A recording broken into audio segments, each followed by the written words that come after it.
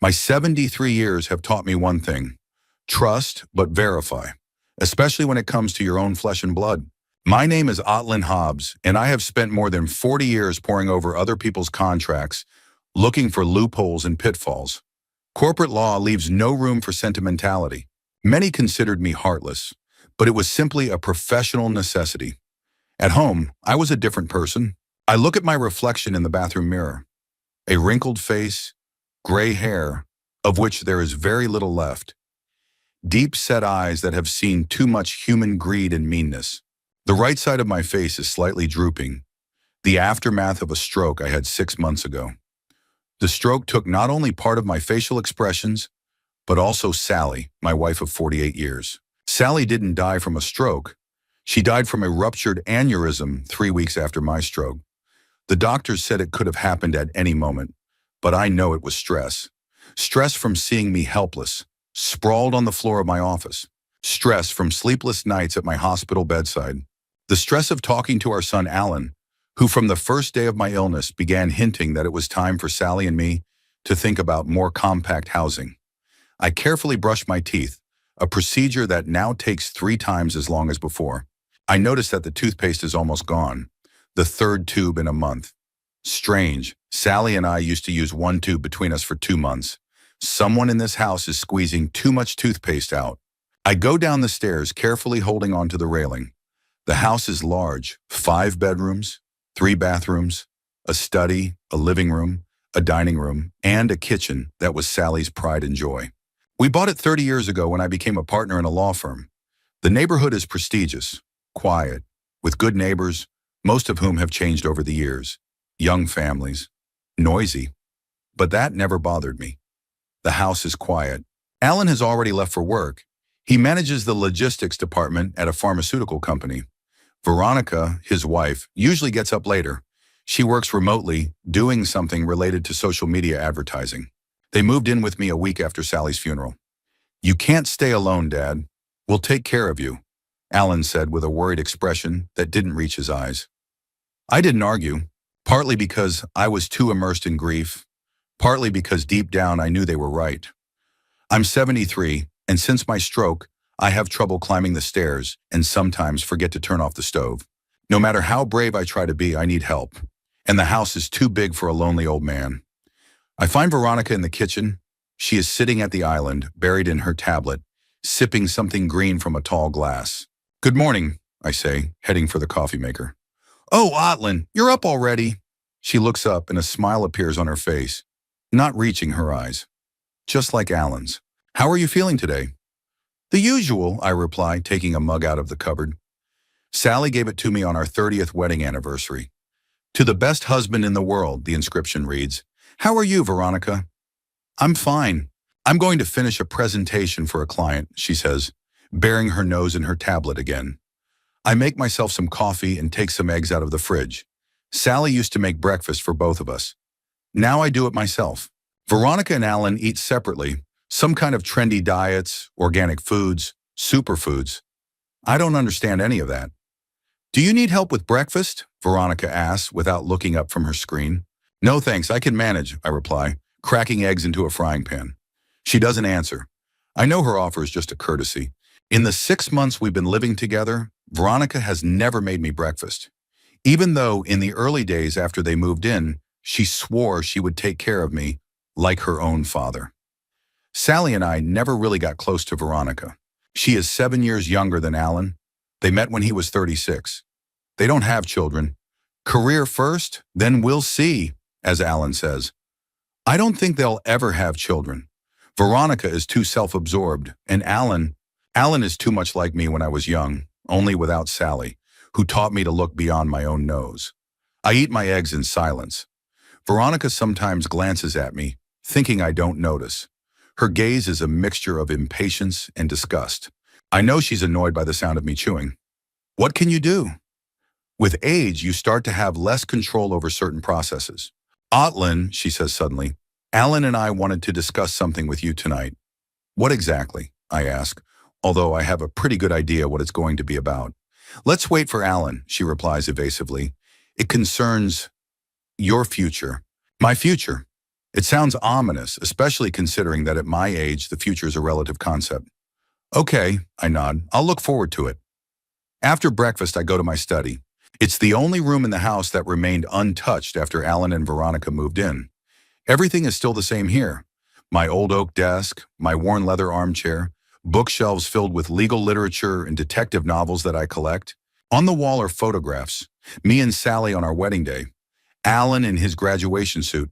Our first home. A photograph of the entire team at Bradford, Hobbs and Partners law firm after winning a high-profile case against a pharmaceutical giant.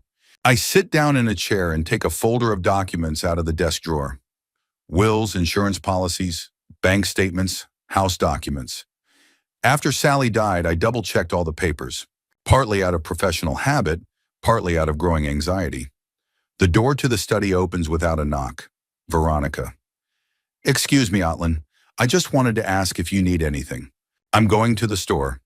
I notice her gaze sliding over the documents on my desk. No, thank you. I have everything I need. She doesn't leave, standing in the doorway as if waiting for something. Anything else? I ask. No, just, what are those papers? Are you looking for something? Maybe I can help. Just sorting through some old documents. Nothing important, I reply, discreetly closing the folder. Okay, she smiles her fake smile. I'll be going then. Call me if you need anything.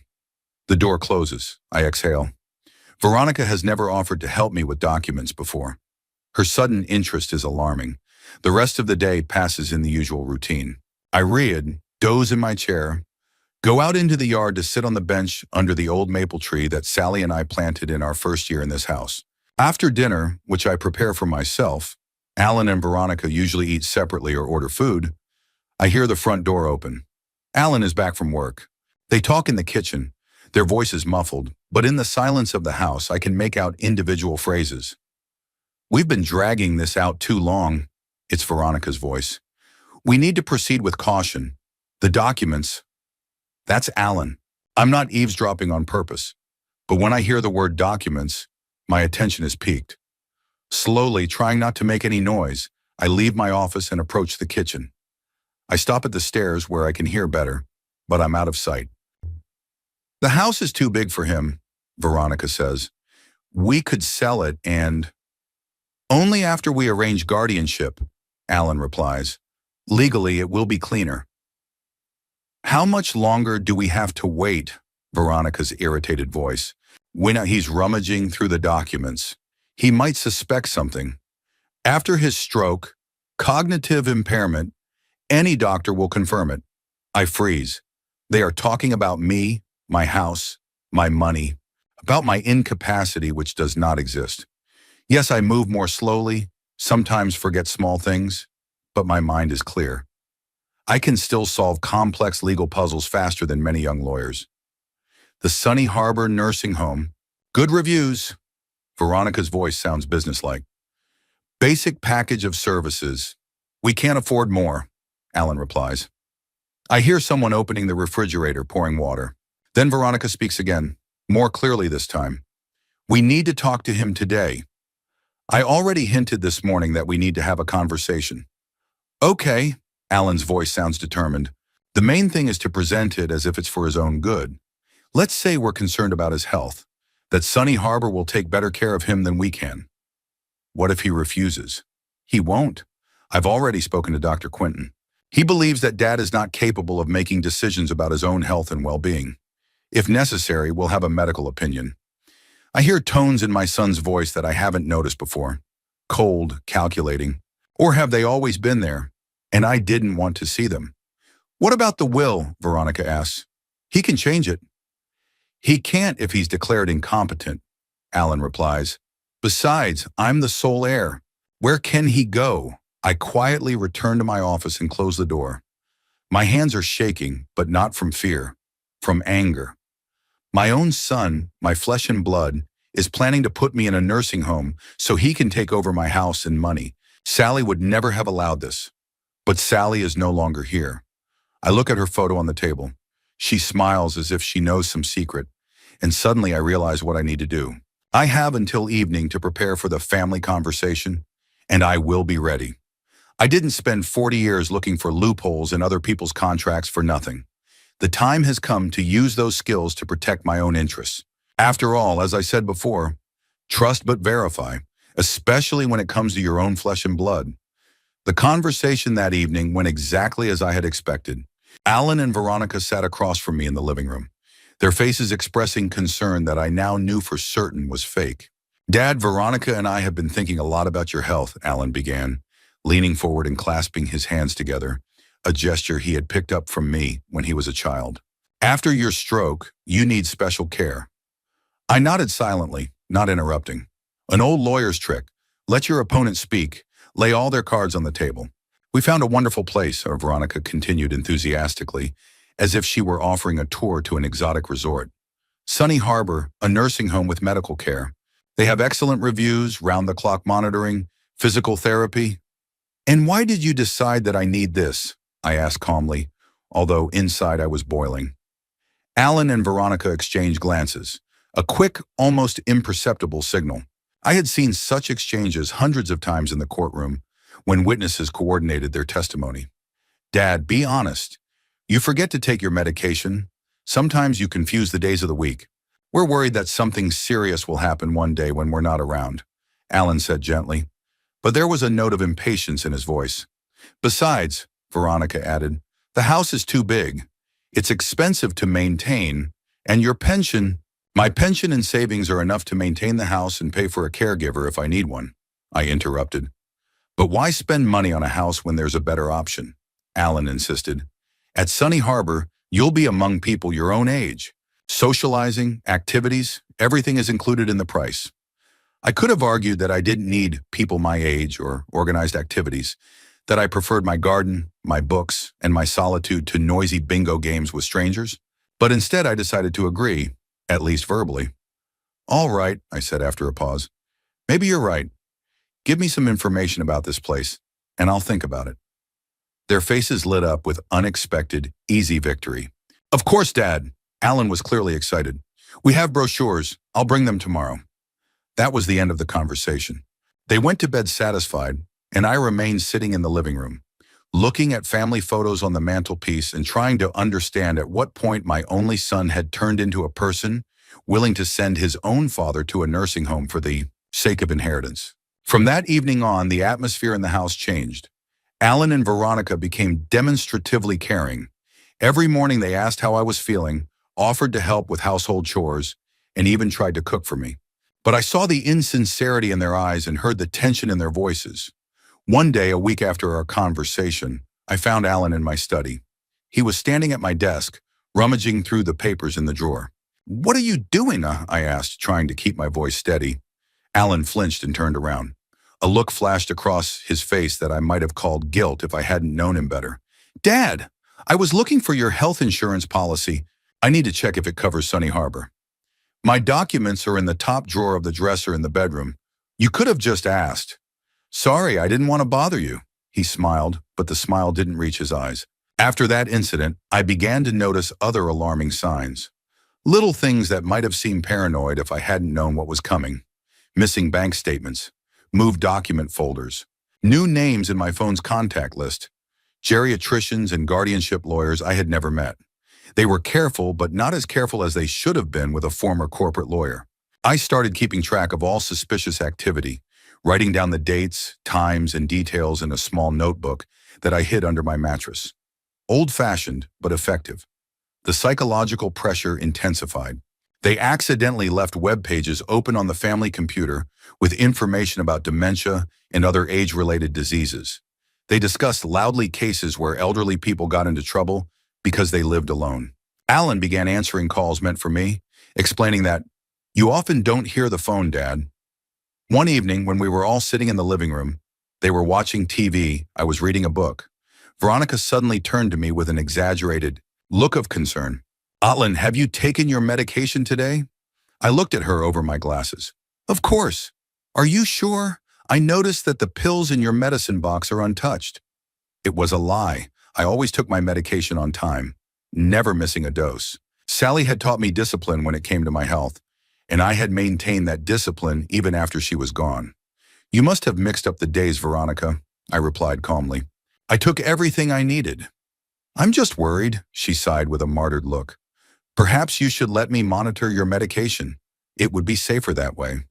There's no need, my voice remained even, though inside I was seething with anger. Dad, Alan interjected, don't be stubborn. We want to help. I'm perfectly capable of taking care of myself. I snapped and returned to my book, making it clear that the conversation was over. But they didn't back down. The next day, I discovered that my pill box had disappeared and been replaced by a new one with the times for taking my medication written on each compartment in Veronica's handwriting. We decided it would be easier to keep track this way, Alan explained when I asked about the replacement. Veronica will fill it every morning. It was another step in their plan to control my life. I understood that they were collecting evidence of my incompetence, forgotten medications, missed appointments, minor mistakes in everyday life. All of this was supposed to paint a picture of an old man incapable of taking care of himself. I decided to take action. That same evening, after Alan and Veronica had gone to bed, I took an old cell phone out of its hiding place in my study, behind the bookshelf. Sally had insisted that we keep a spare in case of emergencies. Who would have thought that the emergency would be the betrayal of our own son? I dialed the number I knew by heart, even though I hadn't called it in years. After the third ring, a familiar voice said, Quentin Welsh is speaking. Who is this at this hour? Quentin, it's Otlin Hobbs. Pause, then, Otlin? Damn, it's been years. I heard about Sally. My condolences. Thank you, Quentin, I said quietly, afraid that Alan or Veronica might hear. I need your help. Professional help. Quentin Welsh was not only an old friend of mine, but also one of the best family lawyers in the state. We met while working together on a complicated divorce case involving a prominent businessman. We had stayed in touch since then, although in recent years we had spoken less and less often. What happened? Quentin's voice sounded concerned. I briefly outlined the situation, the overheard conversation, Alan and Veronica's plans, their manipulation of my medication and documents. That sounds bad, Quentin whistled. But unfortunately, it's not surprising. I've seen similar situations dozens of times. Relatives, especially children, often believe that they have the right to dispose of their parents' property while they are still alive. I need to know how to protect myself legally, I said, and I need to act quickly and discreetly. I understand, Quentin paused, thinking about the situation. Here's what we'll do. Tomorrow I'll send my assistant to you under the guise of a social worker. Tell your son that it's a routine check from the municipality or something like that. My guy will take copies of all the important documents, the will, powers of attorney, bank statements. We'll check to see if your son has already made any legal moves. Okay, I agreed. What else? You need to be examined by an independent doctor who will confirm your legal capacity. I know a good specialist who can be trusted. And we need to draw up a new will that revokes all previous ones. I don't want to completely disinherit Alan, I said after a pause. Despite everything, he's my son. The decision is yours, Otlin, but I would recommend at least temporarily restricting his access to your assets. We can set up a trust with certain conditions. We talked for about another hour, discussing the details of the plan. When I finally ended the conversation, I felt a strange sense of relief. For the first time in a long time, I felt hopeful that I could protect myself from the betrayal of my own son. The next morning at breakfast, I told Alan and Veronica about the upcoming visit from a social worker. Why is a social worker coming to see us? Alan looked alarmed, and I understood why. It disrupted his plans. It's standard procedure for elderly people after serious illnesses, I lied innocently. They check living conditions, availability of care, all that stuff. You should have warned us in advance, Veronica protested. We need to prepare the house, the documents. They only called me last night when you were already asleep, I shrugged. And what documents are you talking about? All my papers are in order. They exchanged worried glances. I could see their thoughts racing. They were afraid that an outsider would notice their manipulation, see that I was fine. Maybe we should reschedule the visit, Alan suggested. I could call them and explain that now is not a good time. That won't be necessary, I smiled. I'm perfectly capable of talking to the social worker myself. You don't even have to be present during the conversation. Of course we'll be there, Veronica exclaimed. We care about you, Otlin, and we want the social worker to see that. That's exactly what I expected. They wouldn't leave me alone with someone who could hear my side of the story. As you wish, I shrugged and continued my breakfast. The rest of the morning was spent in a flurry of activity. Veronica feverishly cleaned the house, even though it was already in perfect order. Alan talked to someone on the phone in his office with the door closed, but I could still hear snippets of conversation. Unexpected inspection. Need to speed up the process. Dr. Quentin. At noon, the doorbell rang. A young man in a formal suit introduced himself as Eric Patterson from the County Social Services Department. Alan and Veronica greeted him with exaggerated cordiality, inviting him into the living room and offering him tea. I noticed Eric glance at me quickly. His expression showed that he understood the situation. "Mr. Hobb," he said to me in a formal tone, "I need to ask you a few questions about your daily life and look at some documents. This is standard procedure." "Of course," I nodded. "All the necessary papers are in my office. Please follow me." "I'll help my father find the documents," Alan immediately interjected. "He sometimes gets confused with his papers." "Actually," Eric smiled with professional courtesy, "I would prefer to speak with Mr. Hobbs alone first. That's the confidentiality policy." "But my father has had a stroke," Alan protested. "It's difficult for him to concentrate and answer questions for long periods of time." "I'm perfectly capable of speaking for myself, Alan," I said firmly. "Mr. Patterson, let's go to my office." Veronica opened her mouth to say something, but Alan stopped her with a light touch on her arm. They reluctantly let us go, but I could feel their anxious glances piercing my back. In the office, after making sure the door was securely closed, Eric finally spoke in his real voice, the voice of an experienced lawyer, not a social worker. "Mr. Hobbs, I'm Quentin Welsh's assistant. We don't have much time. I need copies of all important documents, especially those your son was interested in." I quickly retrieved the prepared folder from its hiding place behind the books. "Here's everything you might need: the will, powers of attorney, medical records, bank statements for the last year." I noticed that some of the originals were missing from my desk, so I kept copies separately. "Smart," Eric nodded, quickly reviewing the contents of the folder. "I also need to ask you a few questions to assess your cognitive state. It's a formality, but Quentin insists." For the next 15 minutes, Eric asked me questions about the current date, the names of presidents, simple math problems, and even asked me to draw a clock face. I passed all the tests without a single mistake. "Excellent, Mr. Hobbs." Eric put the folder back in his briefcase. "Now about the next steps. Quentin has scheduled an appointment for you with Dr. Eleanor Reeves tomorrow at 11 a.m. She will conduct an official assessment of your capacity. The address and all the details are in this envelope." He handed me a sealed envelope, which I immediately hid in the inside pocket of my jacket. "How can I leave the house without explanation?" I asked. "They monitor my every move." "The envelope also contains a letter from the Department of Social Services requesting your presence at a standard interview. Show it to your son if he asks." "Smart." Quentin always paid attention to detail. "What's next?" I asked. "After the medical examination, we'll meet with Quentin and develop a full defense strategy. In the meantime, carry on as usual. Don't arouse suspicion." Eric stood up, signaling that our secret meeting was over. We left the office and returned to the living room, where a concerned Alan and Veronica were waiting for us. "Is everything okay?" Alan asked, staring intently at Eric's briefcase. "More than okay," he replied with a professional smile. "Mr. Hobbs is very organized. All the documents are in perfect order. I will also need to inspect the house if you don't mind."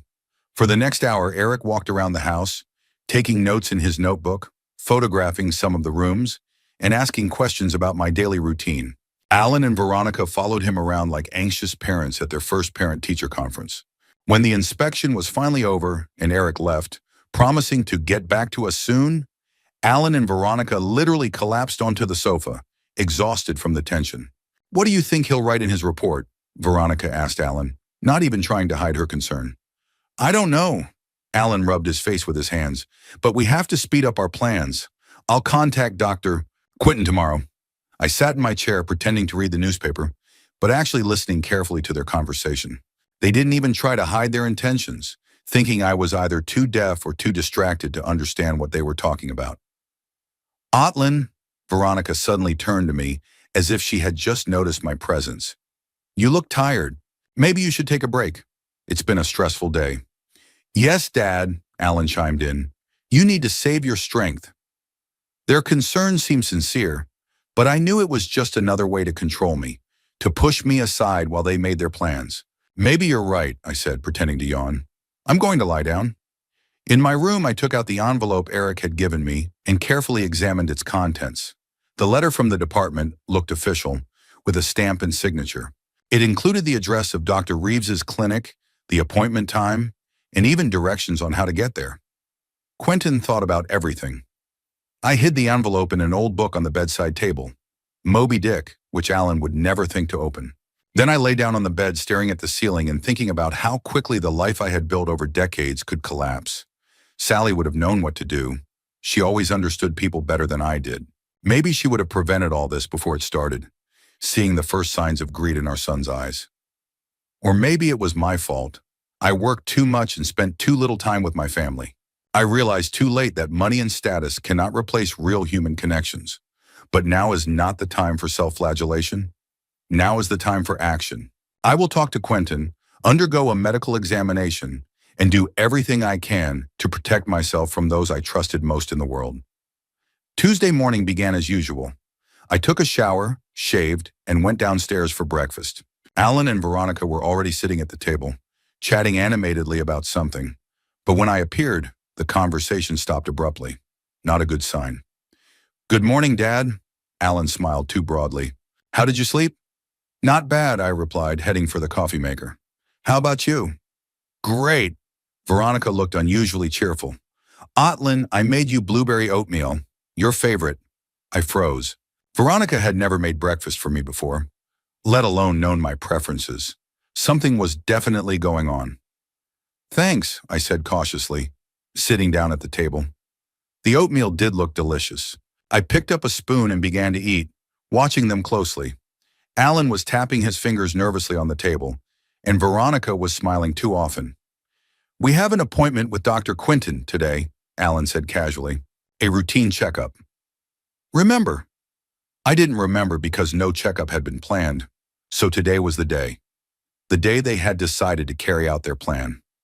"I don't remember us discussing this," I replied, continuing to eat my oatmeal. "I told you about it last week," Alan insisted. "You must have forgotten. You've been forgetting important things a lot lately." Another lie designed to convince me of my incompetence. I could have argued, but I decided to play along. I needed to see how far they were willing to go. "Maybe," I shrugged. "What time is the appointment?" "At 11, Veronica replied, "but we'll leave early. Dr. Quentin has moved to a new clinic, so the trip will take longer." Another lie. Dr. Quentin, my therapist for almost 10 years, worked at the same clinic as always. I called him last week to check on my test results. "Okay," I nodded, deciding not to reveal my cards. "Then I'll be ready at 10. "Great," Veronica beamed. "And after the appointment, we could stop by that new restaurant that opened near the park. To celebrate, well, just a good day." Celebrate getting rid of me, I thought. But I smiled and said, "Sounds great." After breakfast, I went up to my room, ostensibly to prepare for my doctor's appointment. In reality, I needed to gather the most important things I might need in the coming days. I assumed they wouldn't bring me back home. In a small travel bag that I had hidden in the closet, I put spare glasses, shaving supplies, a few changes of underwear, my favorite sweater that Sally had knitted, a photo of the two of us, and, most importantly, a notebook with phone numbers and addresses, including Quentin's and his assistant's contacts. I left the bag in the closet. I'd get it before I left. At 9:30, there was a knock on my door. "Dad, are you ready?" Alan's voice sounded impatient. "It's time to go." "I'm coming," I replied, quickly taking the bag out of the closet and hiding it under the jacket I threw over my arm. As I descended the stairs, I noticed Veronica nervously glancing at her watch.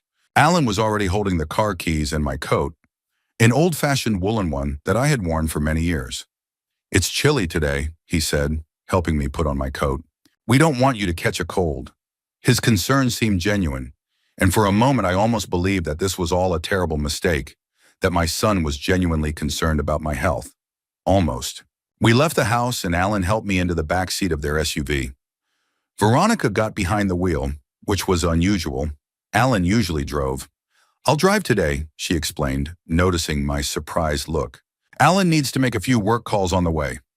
I nodded, placing my bag on the floor between my feet where they couldn't see it. The car started moving, and I took one last look at the house that had been my refuge for almost 30 years. I wondered if I would ever see it again. We left Brockton and headed not toward Dr. Quinton's clinic, but in the opposite direction, toward the suburbs. I remained silent, watching the landscape outside the window change from urban to rural. "Are we really on the way to the new clinic?" I finally asked when the silence became awkward. Alan exchanged a quick glance with Veronica. "Yes, Dad. I told you, Doctor." Quinton moved. "Where exactly?" "To the Riverview Medical Center," Alan replied after a second's pause.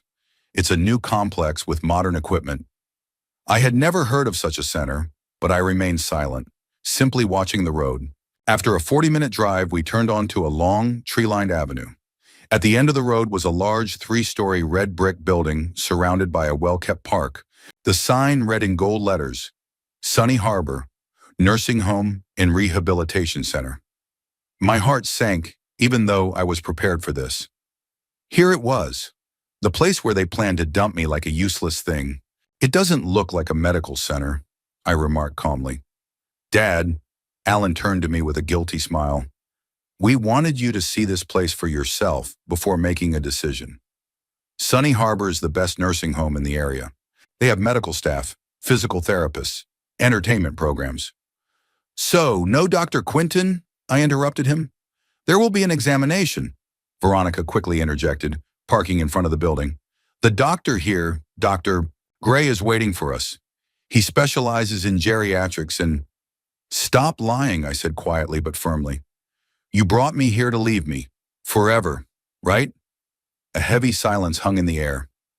Alan and Veronica exchanged glances. "Dad, it's for your own good," Alan finally said. "You'll be better off here. Professional care, interaction with people your own age. And you can sell my house," I finished for him. "That's not the point," Veronica protested, but her cheeks betrayed her, turning red. "Of course," I nodded. "Then let's go in and take a look at this place." They clearly hadn't expected me to agree so easily. They expected shouting, tears, resistance, but I decided not to give them that satisfaction. We got out of the car and headed for the main entrance. I discreetly grabbed my bag, holding it under my coat.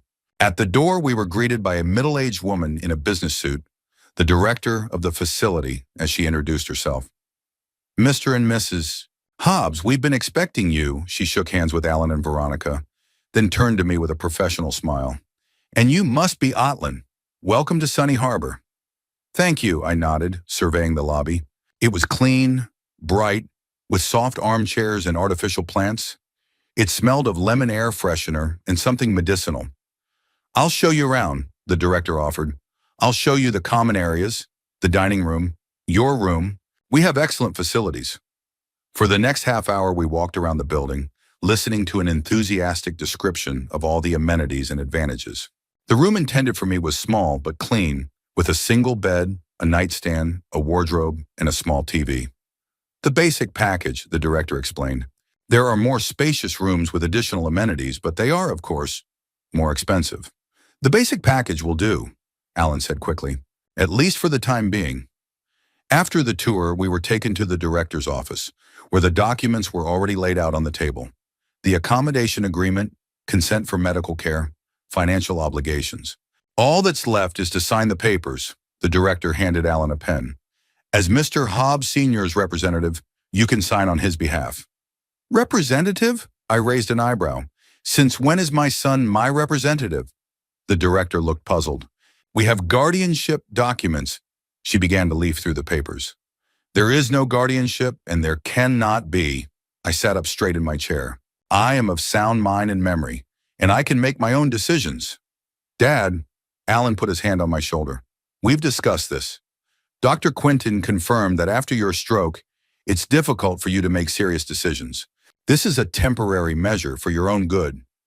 "Dr. Quinton never said that," I shook off his hand. "Did you forge his conclusion?" Alan's face turned pale. Veronica intervened. "Otlin, you're upset right now, and that's understandable. Moving is always stressful. Would you like some water?" She handed me a glass of water that was on the table. I noticed her exchange glances with Alan. Was there something in the water? A sedative? "No, thank you." I pushed the glass away. "I won't sign these papers."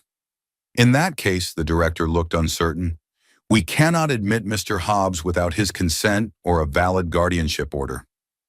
I'll talk to my father in private. Alan stood up. Give us a few minutes. The director nodded and left the office. Veronica followed her, giving Alan a concerned look. As soon as the door closed, Alan's face changed. The mask of the caring son disappeared, giving way to cold determination. You will sign these papers, he said quietly but firmly. Either willingly or we will prove your incompetence in court. I have statements from 3 doctors, including your personal therapist. Dr. Quinton would never sign such a thing, I objected. Perhaps, Alan shrugged, but the other doctors did. And the court is more likely to believe them than an old man who can't remember what day of the week it is.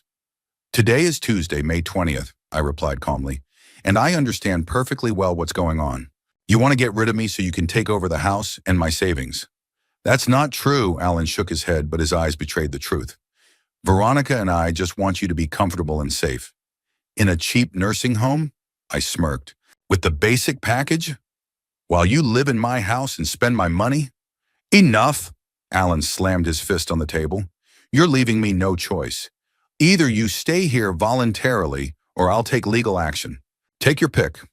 I looked at my son, the only child Sally and I had raised with love and given everything we could, and this was how he repaid us.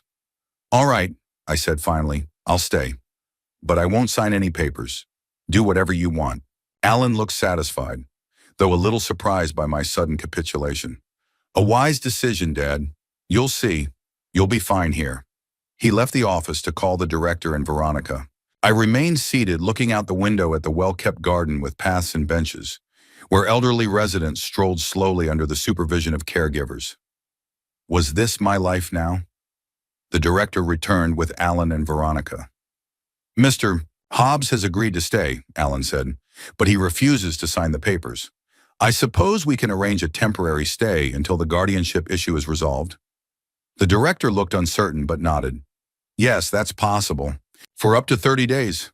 Excellent, Alan rubbed his hands together. Then I'll sign all the necessary papers, and my father can stay in his room for now. For the next half hour, I sat silently while they filled out and signed the documents. Then a nurse came to show me to my new room. We'll bring your things from home in the next few days, Alan said as we stood at the door to my room. Clothes, books, maybe some photos. Don't bother, I replied coldly. I have everything I need. I patted the bag I had been carrying with me all this time. Alan's eyes widened in surprise. You knew? He asked. You knew we were bringing you here? Of course I knew. I smiled for the first time that day. I heard your conversation in the kitchen. You didn't try very hard to hide your plans. Veronica turned pale. Alan looked confused but quickly regained his composure. All the better. So it wasn't a shock to you. The only shock is realizing how low your own son can sink, I replied quietly. Alan flinched as if he had been slapped, but then his face hardened. You know what, Dad? You've always been a difficult person. Cold, calculating. Only Mom saw anything good in you. And now you're just a useless, grumpy old man who gets in everyone's way. Alan, Veronica exclaimed, shocked by his words. No, let him know the truth. Alan kept his eyes on me. All these years you've been saving money, denying us everything. For college, for a rainy day. And now you want to take it all with you to the grave? That's not fair. I remained silent, allowing him to speak. Each of his words hurt more than the last, but I didn't show it. Do you know how much it costs to maintain this house? He continued, getting more and more heated. And your medication? And caring for you? Veronica and I spent 6 months of our lives looking after you. And what did we get in return? Nothing. I never asked you to move in with me, I replied calmly. It was your decision. Because you're our father, he shouted. We took care of you, and you can't even appreciate it. Veronica put her hand on his shoulder, trying to calm him down. Alan, not here. People are watching. And indeed, several elderly residents and staff were watching our scene with curiosity. I don't care, Alan waved her away. Let everyone know what an ungrateful son he is. He turned to me, his face contorted with anger. Have a nice life, you poor old man. Enjoy your new home, because you're not welcome back here. With that, he turned and walked toward the exit. Veronica followed him without looking back. I stood in the hallway, surrounded by the curious stares of strangers, watching my only son walk out of my life. The nurse, who had been standing nearby the whole time, looked embarrassed. "Mr. Hobbs, let me show you to your room," she said quietly. I nodded and followed her. The room was the same as I had seen during the tour. Small, faceless, with a single bed and minimal furniture. I put my bag on the bed and sat down next to it. "Dinner is at 6 o'clock, said the nurse. "I'll come and get you to take you to the dining room." "Thank you," I replied without looking at her. When she left, I finally allowed myself to feel the pain of betrayal, a deep, piercing pain that washed over me like a wave. I didn't cry. My tears had long since dried up after Sally's death. But I sat there looking out the window at someone else's garden, thinking about how strange life was. The next 3 days passed in a fog. I went to meals, answered the staff's questions, and even participated in group physical therapy. But inside, I felt empty. Alan had achieved his goal. I was broken and thrown out of my own life. On the fourth day, sitting in the common room and mindlessly leafing through an old magazine, I heard a familiar voice. "Otlin? Otlin Hobbs? It can't be." I looked up and saw an elderly man with a cane staring at me in surprise. Gray hair, wrinkled face, but eyes that were lively and sparkling. "I'm sorry," I said, trying to remember where I might have seen him. "Don't you recognize me? Edmund Price. The case of Price versus Global Pharmaceuticals, 2008. My memory suddenly cleared. Edmund Price, my client, an inventor whom a pharmaceutical giant had tried to deprive of his patent rights to an important discovery. We won the case, and he received millions in compensation. "Mr. Price," I stood up, extending my hand. "Of course I remember you. I just didn't expect to see you here." "Neither did I." He shook my hand firmly. "What are you doing in this dump? Last I heard, you were a partner in a prestigious firm, living in a big house." "It's a long story," I sighed. "I have plenty of time, my friend," Edmund pointed to the chair next to him. "In this place, we have more time than anything else." I sat down and told him everything. About Sally's death, the stroke, Alan and Veronica's betrayal. He listened attentively, nodding and frowning in all the right places. "Bastards," he said when I finished. "What are you going to do?" "I have a lawyer friend, Quentin Welsh. He knows about the situation, but I'm here, and Alan controls all my documents and access to funds." Edmund shook his head, then leaned closer and whispered conspiratorially, "You know, Otlin, you saved my life and my career with that case. I've always said I owe you. I think it's time to repay you." "What do you mean?" Edmund looked around to make sure no one was listening, then continued. "I have some assets that few people know about, including a collection of vintage cars. 15 models, including a 1925 Rolls-Royce Silver Ghost. A treasure, my friend, a real treasure." I looked at him, not understanding where he was going with this. "What if I told you," Edmund continued, his eyes sparkling, "that we could arrange a little surprise for your ungrateful son? A car collection?"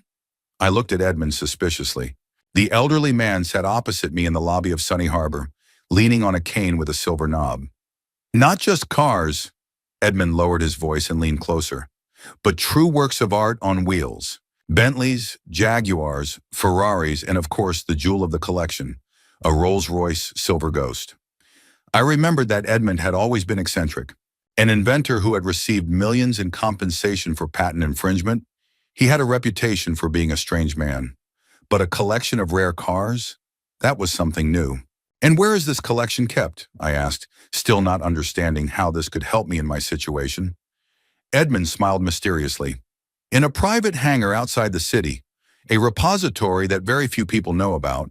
Even my family doesn't know about it." He grimaced. "I have my own skeletons in the closet, my friend. A nephew who is just waiting for me to kick the bucket so he can get his hands on my fortune. That's why I'm here. Did your family put you in a nursing home too?" I felt a pang of sympathy. "Not exactly." Edmund shrugged.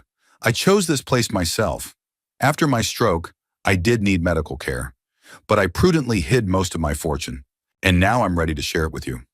I shook my head, not understanding his intentions. "Edmund, I appreciate the offer, but I don't see how vintage cars can help me regain control of my life."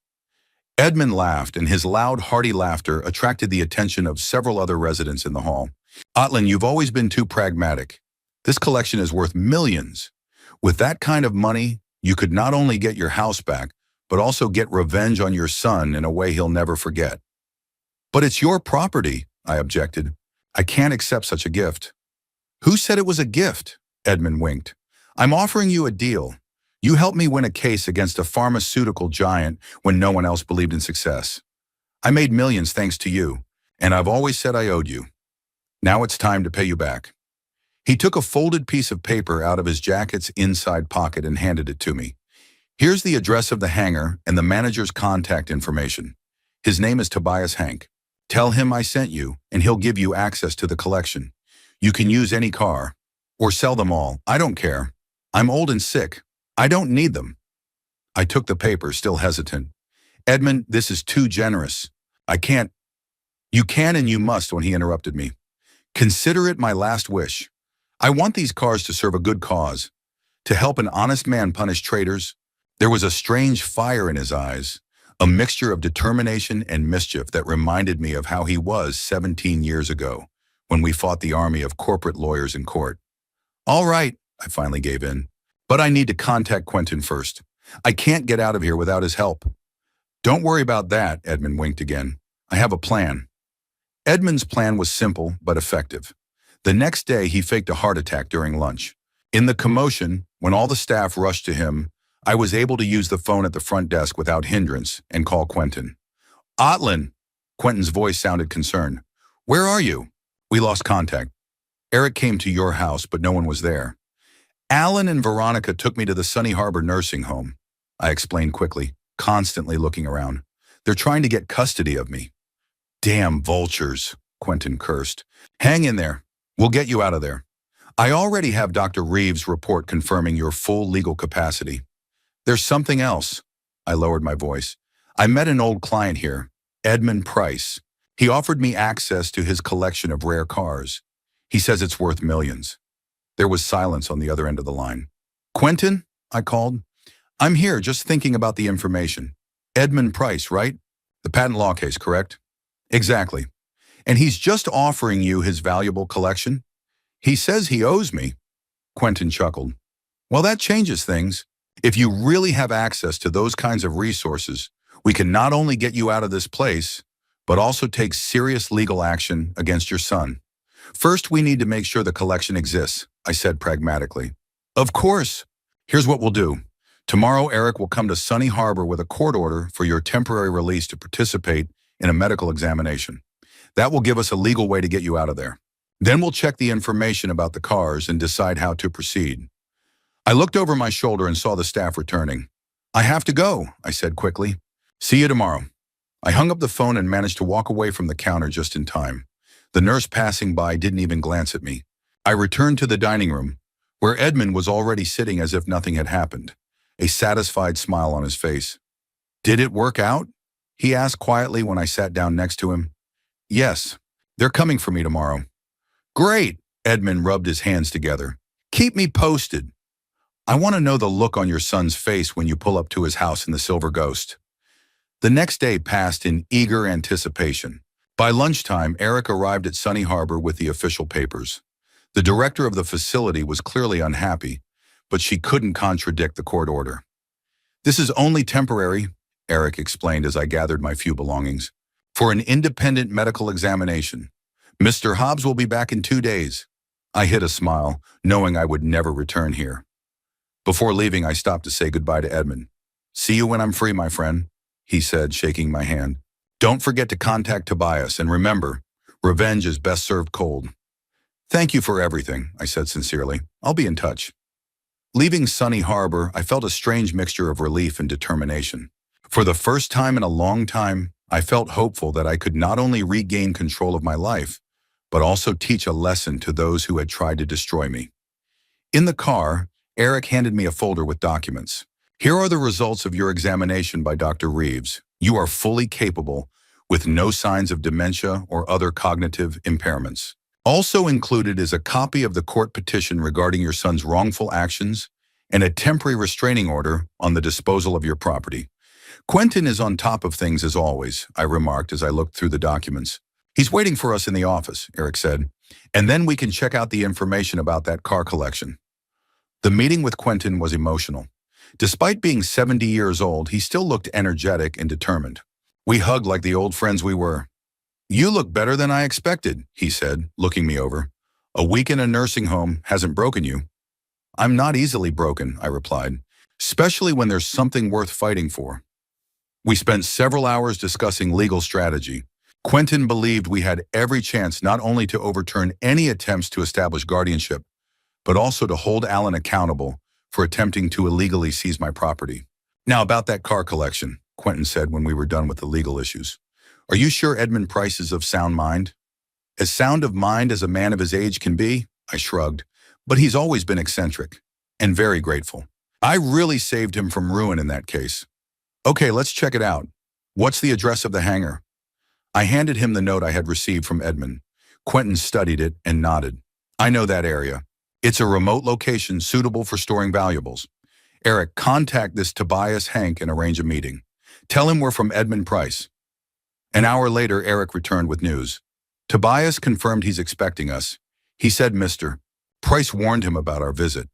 "Then let's not waste any time," Quentin said, getting up from the table. "Let's go right now." The drive to the hangar took about an hour. We left the city, turned onto a country road, and after a few miles found ourselves in front of a tall fence with a gate. The guard checked our documents, called Tobias, and let us in. Beyond the gate was an area with several buildings.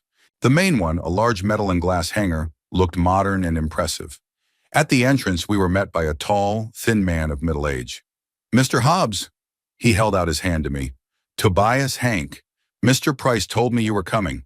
Please follow me." Inside, the hangar was much larger than it appeared from the outside. What we saw left us speechless with amazement. 24 cars, each one a work of art, stood on a perfectly clean floor under special lighting. Bentleys, Jaguars, Mercedes, Ferraris from different years, all restored to perfect condition. "My God," Quentin whispered, "this is a fortune." The centerpiece of the collection, Tobias pointed to a majestic car standing on a raised platform in the center of the hangar. A 1925 Rolls-Royce Silver Ghost, one of only 12 surviving examples in the world. Estimated value, over $3 million. I moved closer, examining this masterpiece of automotive art. Silver body, polished wood trim, burgundy leather interior. The car looked as if it had rolled off the assembly line yesterday, not 100 years ago.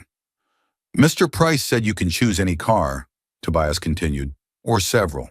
He signed all the necessary documents for the transfer of ownership." I turned to Quentin, who was still standing with his mouth open. "Is this legal?" I asked quietly. "If the paperwork is in order, then absolutely," he replied, coming to his senses. "My God, Otlin, you've just been given a fortune." "Not exactly given," I objected. "More like an old debt being repaid." Tobias handed me a folder with the documents. "All the necessary papers are here. Mr. Price prepared them in advance and had them notarized. You just need to sign the deed of transfer." I looked through the documents. Everything was legally flawless. Edmund was indeed transferring the rights to the entire collection to me, without any conditions or restrictions. "This is incredible," I muttered. "And very timely," Quentin remarked. "With these assets, we can not only get your house back, but also make your son regret the day he decided to get rid of you." I signed the documents, still not believing what was happening. Tobias smiled when he got the signature. "Congratulations, Mr. Hobbs. You are now the owner of one of the finest private collections of classic cars in the country. How else can I help you?" I looked at the Rolls-Royce, and a sudden idea came to me. "That Silver Ghost. Is it running?" "Of course," Tobias nodded. "All the cars in the collection are kept in working order. Regular maintenance, test drives once a month. Mr. Price insisted that the cars were not just exhibits, but working mechanisms." "Then I'd like to try it out," I said, feeling a rush of excitement inside. "Right now." "Otlin," Quentin put his hand on my shoulder. "Do you have a plan?" "Yes," I smiled. "I think it's time to pay my son a visit." An hour later, everything was ready. Tobias explained the ins and outs of driving an antique car to me, and after a little practice in the hangar, I felt confident enough behind the wheel. "Are you sure you want to do this today?" Quentin asked as I got behind the wheel of the Rolls-Royce, preparing to drive out of the gate. "We could prepare better, develop a strategy." "I've waited long enough," I replied firmly. "I want to see the look on Alan's face when he realizes his plan has failed." Quentin nodded. "Okay, but I'll follow in my car, just in case. Eric also decided to accompany us, sitting in the passenger seat of Quentin's car. Tobias stayed in the hangar, promising to stay in touch if we needed help with the car. The drive to my house, the house from which I had been so unceremoniously thrown out, took about half an hour. All this time I was thinking about the upcoming meeting. What would I say to Alan? How would I explain my sudden appearance in a luxurious antique car?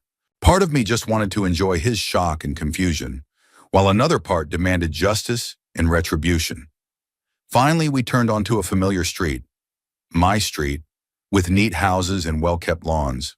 I slowed down as I approached my house, a large two-story red brick building with white columns at the entrance. Alan's car was in the driveway, which meant he was home. I stopped the Rolls-Royce right in front of the house, turned off the engine, and paused for a moment to collect my thoughts. Then I got out of the car, stood up straight, and walked confidently toward the front door. Before I could reach the porch, the door swung open. Alan stood in the doorway looking completely shocked. "Dad?" He looked as if he had seen a ghost. How did you?" His gaze shifted to the Rolls-Royce, gleaming in the afternoon sun, and his eyes widened even more. "What the hell? Where did you get that car?" "Hello, Alan." I smiled my coldest smile. "Surprised to see me? Especially after you left me at Sunny Harbor with wishes for a happy life?" Alan turned pale. Veronica appeared behind him, drawn by the noise. "My God," she whispered when she saw me in the car. "Otlin? What's going on? What's this old Rolls-Royce doing here?" Alan still couldn't take his eyes off the car. "It's my car," I replied calmly. "One of many in my collection. A collection you never knew about." "Collection?" Alan looked completely confused. "What collection?" "Rare cars," I took a step forward, "worth several $1,000,000. A gift from a grateful client who, unlike some, knows how to appreciate help and support." Quentin's car stopped behind me. He and Eric got out and stood on either side of me, like bodyguards. "Quentin?" Alan recognized my friend. "What's going on?" "What's going on, my young friend?" Quentin replied with undisguised pleasure. "Is that your plan to seize your father's property has failed, and now you face serious legal consequences." Alan turned even paler. Veronica grabbed his arm as if seeking support. "I don't understand," Alan muttered. "We just wanted what was best for you, Dad. At Sunny Harbor, they would have taken care of you." "Enough with the lies," I interrupted him sharply. "You wanted to get rid of me so you could take my house and my money, but you didn't take one thing into account. I've spent 40 years untangling legal schemes far more complicated than your primitive attempt." "What now?" Alan asked, his voice tinged with fear. "Have you come back to kick us out?" "Oh no," I smiled, and I could feel how cold that smile was. "I have much more interesting plans. But we'll talk about that tomorrow, in the presence of our family lawyer. For now, I just wanted you to see me and understand that the game is over." I turned to leave, but then stopped and looked at them again. "By the way, how do you like my Rolls-Royce?" A genuine 1925 Silver Ghost. One of only 12 remaining in the world, worth about $3 million. And that's just one of 20 cars in my collection. With that, I turned, walked down the steps, and headed for the car. I got behind the wheel, started the engine, and slowly pulled away, watching in the rearview mirror as Alan and Veronica stood on the doorstep with looks of complete shock and bewilderment on their faces. "Well," Quentin asked as we drove away from the house, "how does it feel?" "Satisfactory," I replied, feeling a strange mixture of triumph and sadness. "But this is only the beginning. Tomorrow we have a serious conversation ahead of us. And this time, I would be setting the rules." I spent the night after my triumphant arrival in the Rolls-Royce at Quentin's guest house. We discussed the details of the upcoming meeting with Alan and Veronica late into the night, reviewing documents and developing a strategy. Despite his age, Quentin worked with the enthusiasm of a young lawyer who had been assigned his first serious case. "We must act quickly and decisively," he said, reviewing the papers. "Your son may have already started the process of selling the house or withdrawing money from the accounts." "He doesn't have access to my main accounts," I objected. "Only to the current one, which doesn't have much money in it. Nevertheless, we need to freeze all assets until we resolve the situation," Quentin insisted. "Tomorrow morning, I will file a petition with the court for a temporary restraining order on any transactions involving your property." I nodded, trusting his experience. Then we began to develop what Quentin called The ultimate revenge plan. Don't you want to completely disinherit Alan? He asked as we discussed the new version of my will. I thought about it. Despite his betrayal, Alan was still my only son. Could I completely erase him from my life? No, I finally said, but I want him to learn his lesson. And I want to make sure he never has the opportunity to repeat what he did. In that case, Quentin rubbed his chin, we can set up a generational trust with certain conditions. You will transfer most of your assets to the trust, which will be managed by an independent trustee. Alan would only be able to access the funds if he met certain conditions. What conditions? For example, completing a course in geriatric care or volunteering at a nursing home. Quentin smiled. Let him experience it firsthand. I like the idea. It was a fair punishment that might teach my son something, if he still had a shred of conscience left. Okay, I agreed. But what about the house? I don't want them to continue living there after everything that's happened. That's the most interesting part, Quentin leaned closer. Remember that trust agreement we drew up for you and Sally 15 years ago? I racked my brain. After Sally and I bought this house, we did indeed put it into a joint trust to avoid inheritance issues.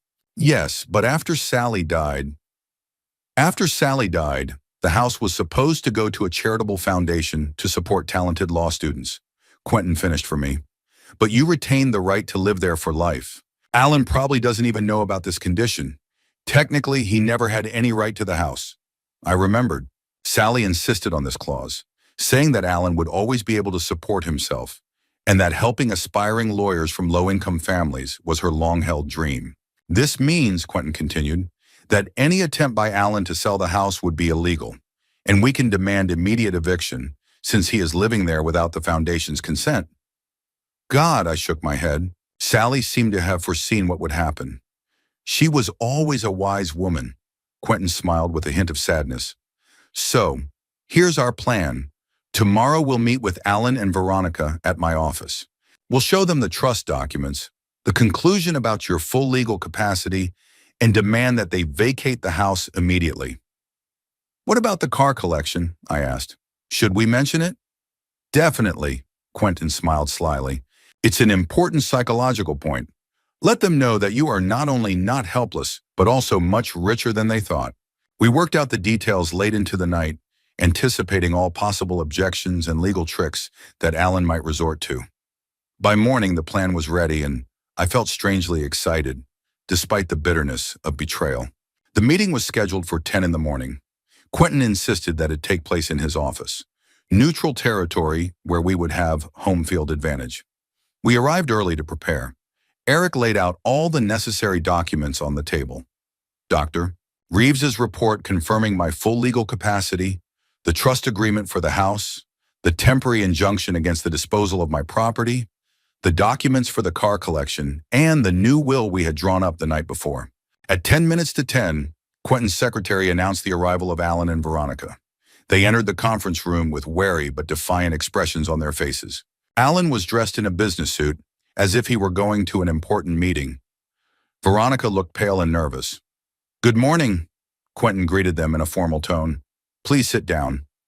They silently took their seats across from us. I noticed that Alan was avoiding looking me in the eye. "So," Quentin began, "we have invited you here to discuss some important legal issues concerning the estate of Mr. Otlin Hobbs and his recent illegal placement in a nursing home." "There was nothing illegal about it," Alan immediately objected. "My father has serious health problems and requires constant care, which Veronica and I cannot provide." "An interesting position," Quentin raised an eyebrow, "especially in light of this document." He handed Alan a copy of Dr. Reeves's medical report. "What's this?" Alan quickly scanned the document and his face changed. "An official medical report confirming Mr. Hobbs's full capacity," Quentin explained. "No cognitive impairment, no dementia, only mild physical limitations after a stroke, which in no way affect his ability to make decisions." "This is a forgery." Alan threw the paper on the table. "I have Dr. Quinton's report." "Ah, yes, the mysterious Dr. Quinton report," Quentin interrupted, "which we can't find in the medical records, perhaps because it never existed." Alan fell silent, his lips pressed into a thin line. "We were acting in Dad's best interests," Veronica interjected. "He needs care." "I think we all understand whose interests you were acting in," I said. breaking the silence for the first time. And it's definitely not mine. Alan finally looked at me, and I saw a mixture of anger and fear in his eyes. What do you want, Dad? Why all this drama? If you don't want to live in Sunny Harbor, we'll find another place, somewhere more. I want to live in my house, I interrupted him. The house you plan to sell as soon as you got rid of me. That's not true, Veronica exclaimed. We never. Shut up, Veronica, Alan said sharply. You're only making things worse. The situation is already complicated enough, Quentin interjected, especially considering this document. He placed a copy of the trust agreement for the house in front of them. What is this? Alan asked without touching the paper. A trust agreement signed by your parents 15 years ago, Quentin explained, according to which after the death of both spouses, the house will go to a charitable foundation that supports law students. Your father has the right to live there for life, but you, Alan, have never had any rights to this house. Alan's face turned pale. This must be some kind of mistake. My parents always said that the house would be mine. Perhaps you misunderstood, I replied, or heard only what you wanted to hear. But the fact remains that the house was never part of the inheritance. This means, Quentin continued, that you will have to vacate the premises immediately. We already have a court order. He placed another document on the table. Veronica looked as if she was about to cry. You can't just throw us out on the street, she exclaimed. Where are we going to live? That's not my problem, I replied coldly, just as my fate was not your problem when you abandoned me in a nursing home. Alan looked shocked, but quickly recovered. All right, we'll move out, he said. But what about the inheritance? What about your savings, your investments?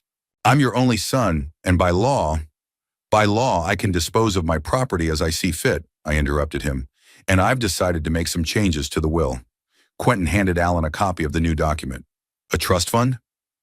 Alan scanned the text. What does that mean? It means, Quentin explained, that you won't have direct access to the funds. All of Mr. Hobbs's assets will be transferred to a trust managed by an independent trustee. You will be able to receive certain payments, but only if you meet the conditions specified in the document. What conditions? Asked Veronica, peering over Alan's shoulder at the paper. 500 hours of volunteer work in a nursing home, I replied. Every year, for 10 years. What? Alan looked as if he had been struck. Is this some kind of joke? I'm not going to. Then you won't get a cent, I shrugged. The choice is yours. That's not fair. Alan slammed his fist on the table. You can't do this to me. Is it fair to throw your own father into a cheap nursing home to get his property? I asked quietly. Is it fair to lie about his health, falsify medical reports, manipulate and betray him? Alan was silent, avoiding my gaze. Now, I continued, let's talk about the car collection you saw yesterday. I placed the documents Edmund Price had given me on the table. 20 rare cars with a total value of over $15 million, I said. A gift from a grateful client. Assets you didn't even suspect when you were making your plans. 15 million? Veronica whispered, her eyes widening. Exactly, I nodded. And you know what's most interesting? These cars are not included in the inheritance trust. I plan to sell them and donate the money to build a new wing at Sunny Harbor for patients with limited means who can't even afford the basic package. Alan's face contorted with rage. You've always been cruel, he said through clenched teeth. You've always put work and money above family. Mom was the only one who made you human. And now you're taking revenge on your own son? I'm not taking revenge, I replied calmly. I'm teaching you a lesson that your mother apparently couldn't teach you. A lesson about the consequences of betrayal and greed. We didn't do anything, Veronica exclaimed. We just wanted to... Enough lies, I raised my voice and she fell silent. I heard your conversation in the kitchen. I know you planned to sell the house as soon as you got rid of me. I saw you rummaging through my documents, manipulating my medications to make me appear incapacitated. I saw and heard everything. The room fell silent. Alan and Veronica sat with their heads bowed like naughty children. So, Quentin said, breaking the silence, here's what's going to happen. You will vacate the house within 7 days. You will sign a waiver of any claims to Mr. Hobbs' property. You will return any documents and valuables you may have taken without permission. And you will be thankful that Mr. Hobbs is not suing you for attempted unlawful imprisonment and fraud for the purpose of taking his property. And if we refuse? Alan asked defiantly. Then, Quentin replied with a cold smile, we will present all the evidence we have in court. And believe me, your reputation and career will be over. You have no idea how serious the charges could be based on what you've done. Alan stared at Quentin for a long time, then turned his gaze to me. I saw a struggle in his eyes, anger, fear, shame, and perhaps a tiny spark of remorse. Fine, he said finally. We'll leave. We'll sign whatever you want us to sign. But know this, Dad, he emphasized the word, turning it into an insult. You just lost the only person you had left who cared about you. No, Alan, I shook my head. I lost him the moment you and Veronica decided that my house and my money were more important than me. The moment you called me a poor beggar and left me to die among strangers. Veronica sniffed, but I felt no pity. Only fatigue and deep sadness at the realization that my son, the man I had helped create and raise, was capable of such betrayal. They left 15 minutes later, having signed all the necessary documents. When the door closed behind them, I felt a strange emptiness. The victory was a bitter one. Are you okay? Quentin asked, putting his hand on my shoulder. Yes, I nodded. I'm just thinking about Sally. She would be very upset to see what our son has become. Perhaps, Quentin looked thoughtfully at the door, but she would be proud of you, of how you handled this situation. I wasn't sure about that, but I kept quiet. Instead, I asked, what's next? Next? Quentin smiled. Next, you go home. You live your life. And maybe you'll think about actually selling a couple of cars and donating the money to Sunny Harbor.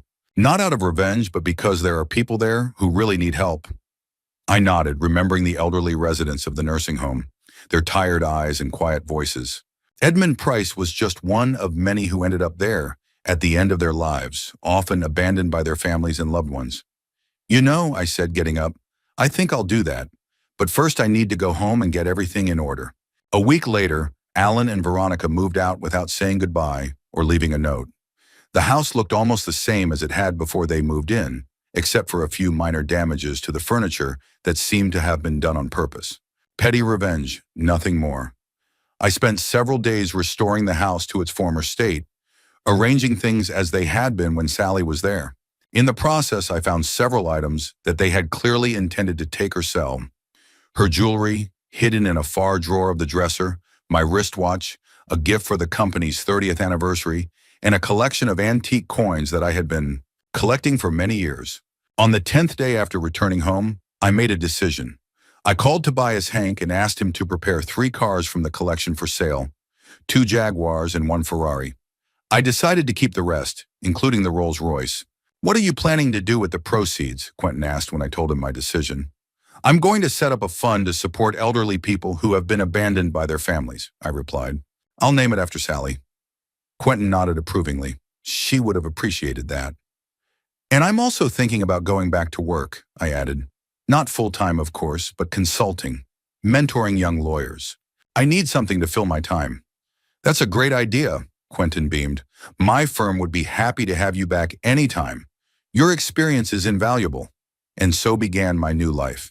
A life without Sally, without Alan, but with a new purpose and new opportunities. I returned to the legal field and created a charitable foundation that helped more than 100 elderly people receive decent care in its first year. Sometimes I thought about Alan and Veronica, wondering how their lives had turned out, but I never tried to find out. Some doors are better left closed.